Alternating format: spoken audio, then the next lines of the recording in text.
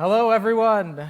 Today, we're going to be talking about the Magic Leap 2 headset, the WildFire demo experience, and a little bit later, Alessio is going to be taking you guys through a deep dive of the platform keyboard.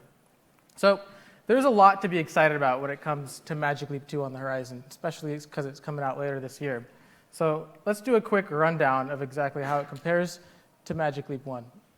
As you guys can see, we've reduced the size and weight by about 50%, so it's lighter. It's even lighter and more comfortable to wear for longer periods of time. We've doubled the eye tracking cameras, and we have double the RAM, so your scenes and experiences can be even larger. And we have this new thing called the segmented and global dimmer. Now, some of you may be wondering exactly what that is, and it's quite literally dimming segmented portions of the display. As you can see on the right side of that video, you can't see the wall behind as much, whereas on the left side, where the segmented dimming is not enabled, you see the wall behind. And so it's essentially an additive layer on the display that can selectively begin to block out light. And it's a real groundbreaking innovation we're introducing with ML2, and it's going to unlock use cases and experiences that have not been possible before. So we wanted to create a demo for Magic Leap 2 that began to touch on some of these innovations and to really also stress test the device because it was just coming online. And so we decided to hone in on the topic of wildfires. Now, wildfires have been raging all across the world, and in recent years they've been getting worse, more dangerous, more frequent, larger. They're a global issue, and especially here in the Western US, we know how bad they are. So we started looking at a few things. Currently, most wildland firefighters use these things called sand tables. And we thought that was a really interesting approach to simulation and training. And then we also looked at things like NASA's mission control. And it's easy to look at these two juxtaposed and say, okay, we're trying to bring this high-tech technology to this low-tech approach of training, but that's not exactly what we're really getting at here. The reality is sand tables are a really tangible approach to simulations and training that unlocks a lot of possibilities.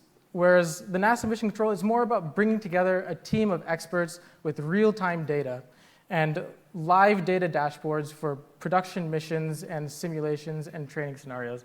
So we thought maybe there could be a way to bridge these two together to unlock the full potential of both using the Magic Leap 2 headset.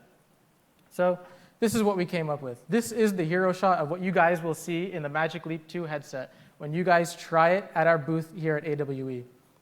At the bottom, you see a timeline. It's counting the hours of this wildfire event as it progresses. On the right-hand side of that terrain, you see a little call-out where there's a town.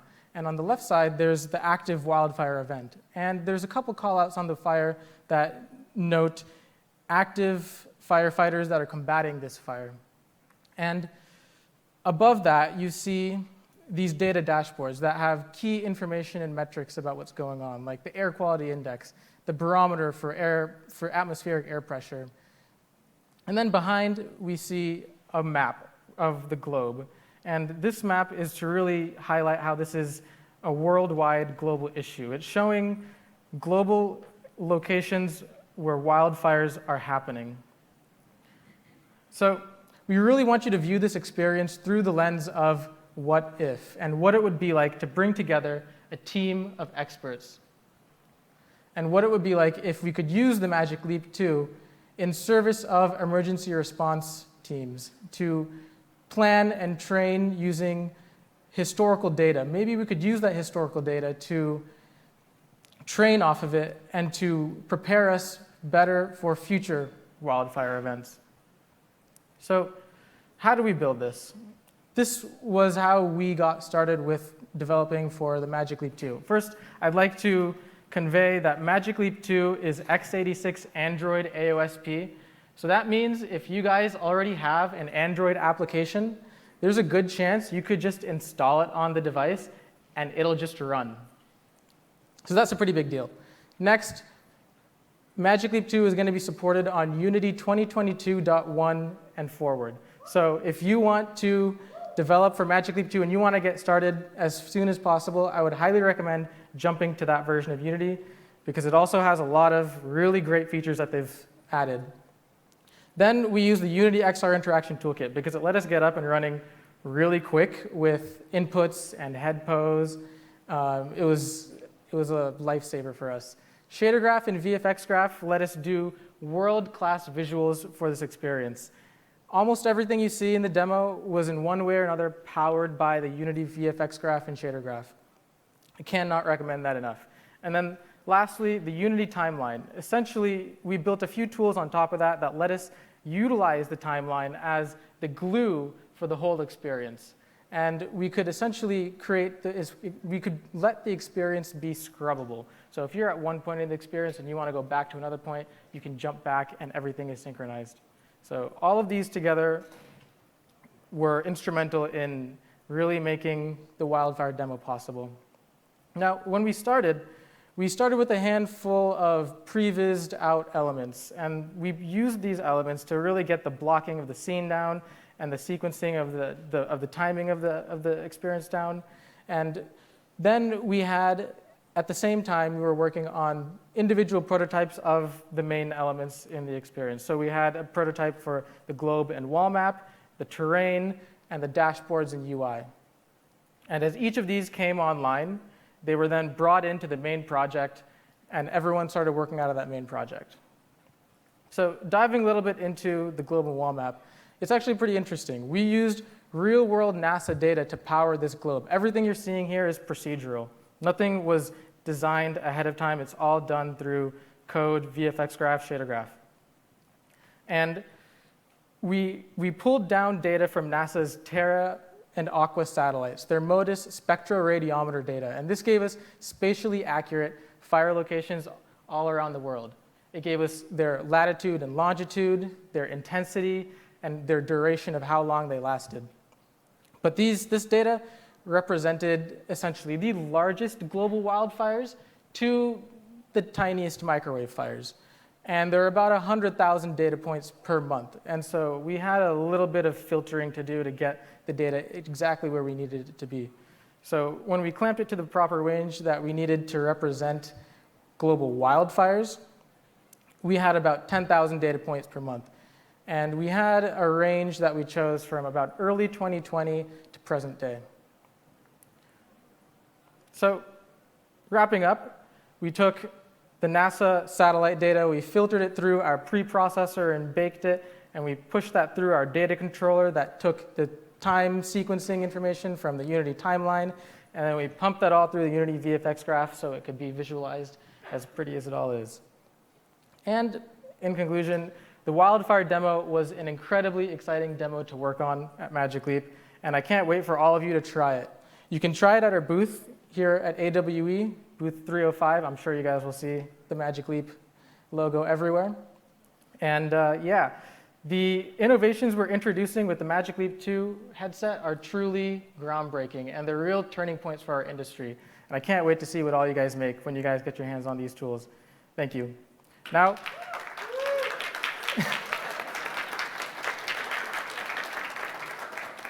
Alessio is going to be taking you guys through some of his developments on the platform keyboard. Hello, everyone. My name is Alessio, and I'm part of the platform design team at Magic Leap. I'm an AR prototyper, and I try, let's say, to come up with a lot of different concepts and then productionize those concepts. I'm in the middle between these two spaces. As Magic Leap 2 evolves and becomes a better headset and has more feature to offer, like a larger field of view, also on our end as internal developers in Magic Leap, we try to provide partners and developers with ready-made solution. I've been focusing on the keyboard in the last year that I've been in Magic Leap. The keyboard is like a very complex environment. If you ever worked into any XR similar like project, There are a lot of things to unpack, and I will try to condense all of them in this presentation, also in the effort of showing you how we work and how we think about developers. So this is the AR keyboard that at this moment you can find when you sign up for the early access program for Magic Leap. This keyboard is voluntarily split in two parts. You can see the upper part and the lower part. The upper part is a display bar, and the lower part is a layout. The layout contains other sub-areas, which is the handles for manipulation and dragging. And then there are functional keys that are stable for all the languages. Then there are the character keys that, of course, change for the languages. And the numpad that is always accessible because we have endless real estate. We are like in augmented reality, and we have like endless space to actually type keys. We don't have the restriction of having like a physical keyboard. So there has been a lot of research, and I will be focusing on the interaction side of keyboard, how we come up with design this virtual keyboard and why. So how did the challenges of augmented reality enable us to develop a highly functional keyboard? As mentioned, designing for augmented reality now is not something that can be, let's say, taken for granted for a very long time. Everything is evolving so quickly. So we like to do things that are spatially aware, first of all, because we are continuously improving the way we track space around us with our device. And we also like to think in terms of scalable design. As has been mentioned before during Ash's presentation, now we are compatible with Android, with XR Toolkit. So we're really thinking about accessibility, first of all. As you can see in this GIF, in this image, we see a closed interaction. And in this other image, we see a fire interaction. So this to explain that in AR, or also in VR, we could claim in XR generally, there is not just a layer of interaction. There are multiple layers. So what does it mean? Means that we need to take into account the fact that when you're doing any kind of work, you could have like a panel which is very close by to you and a panel which is very far from you. So how do you interact with these two different distances? Like how can you actually smoothly, let's say, convert your input to another input, or how can you transition between these two spaces, right? So how do we design, in short, how do we design for multiple inputs? So as you can see in this also GIF here, there are two different array of projections. One, you could guess, is the one for indirect interaction, so more the standard way that we interact with things. So for example, if you ever tried any sort of headset, you probably will have a pointer, and you can just pull the trigger, and you will click a button or do anything on that UI. Instead, we also have like the direct interaction, which is more like trying to physically touch or simulate the touch of something. These two projections are completely different, so that implies also a different way to think between the two. But we're taking both into account in our tools. So here is just like a very short video of the current keyboard that we are releasing with the early access program. This is really the first version. We are improving things and releasing updates I would say every 3 or 4 months. And I'm working on that updates as well. So you can see how we can smoothly transition from indirect interaction to direct interaction. And in this example, we see this kind of stick looking like interactor. And the fact is that this is not just something that is mandatory, is an option. You don't have to use it. But the fact is that represent how we conceive the direct interaction of the button of the keyboard in this part. So the keyboard is a spectrum of interactions, and the button interaction is definitely the unit to comprehend it. These two just remind that pressing a button singularly is totally different than pressing a button within the context of the keyboard. So we really need to administrate these two entities in a very strategic way. We did a lot of research, and we came up so far with certain way to do it. So far, we really like this approach. If you ever are familiar with Unity, this kind of collider box approach, where you kind of define an area and you enter into this area, And then this area gets a lot of parameters, and those parameters define your interaction. You might think that it's very simple to say, okay, so now we just are pressing a button, so is something in or is something out of this box. But actually, there is a lot of negotiation in this very short amount of time, a very fast moment, that happens when you're clicking a button. So all of those values that we get out of that, we kind of negotiate and we decide what it means for us doing that kind of interaction. You might have a very precise interaction, but it's also very hard to achieve. You might have a very easy and accessible interaction, but it's a little bit imprecise. So there are all of these factors that needs to be evaluated and understand what's the best. For now, I think we kind of arrived to the point to have like this kind of directionality that is a little bit imposed, so we avoid to press these buttons from every side, and there is more precision. So how do we discover and define optimal placement for a variety of users? So we are all different. And we all have very different preferences.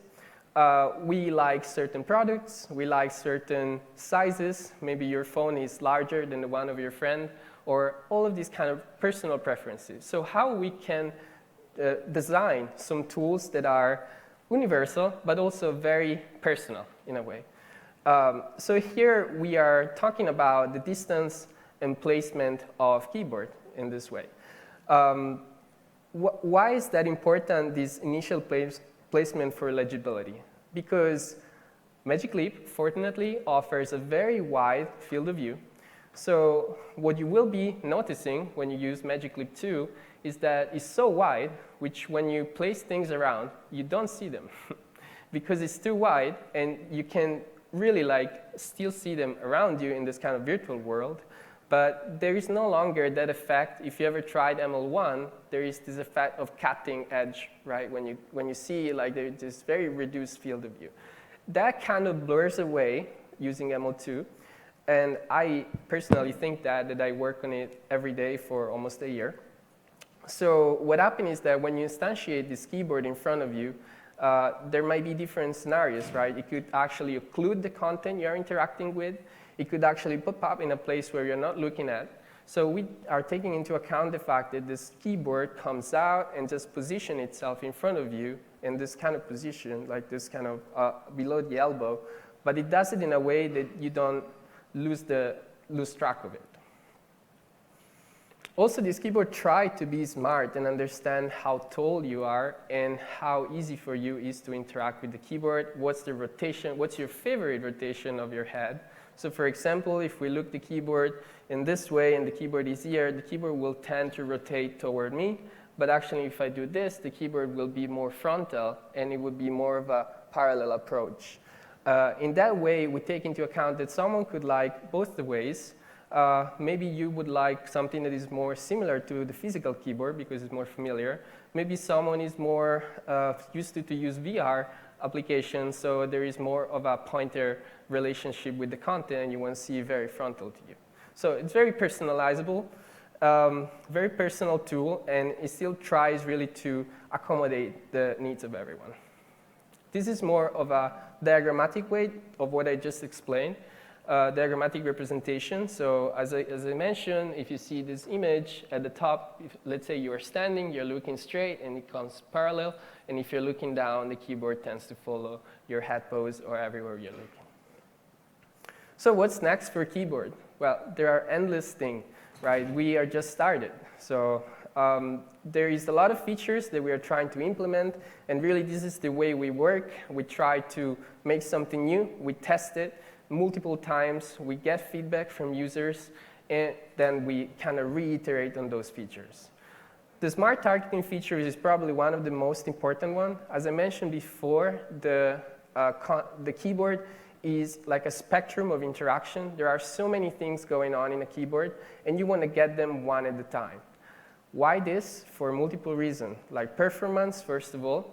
And second thing is that you want to focus just on that interaction, making it feel more physical and natural as possible in that precise instance. So when you're pushing a button, that's what matters the most in that moment. Meanwhile, you're not taking into account all of the other buttons that you're not interacting with. So I think the most important thing to know are what you are interacting with in that precise moment and how to accommodate that interaction. Also, we have this nice direct selection. So you don't really need to point at a letter and just try to select it, pressing the trigger, avoiding to use the controller. Let's say one day you have hand tracking, you can just do this and highlight it, for example. And in this case, you can see in the diagram that with the direct interactor, we are highlighting it. There are layout shortcuts because still we have a controller in Magic Leap 2, so we have certain buttons on the controller, so you can just keep iterating between different layouts and quickly switching between them.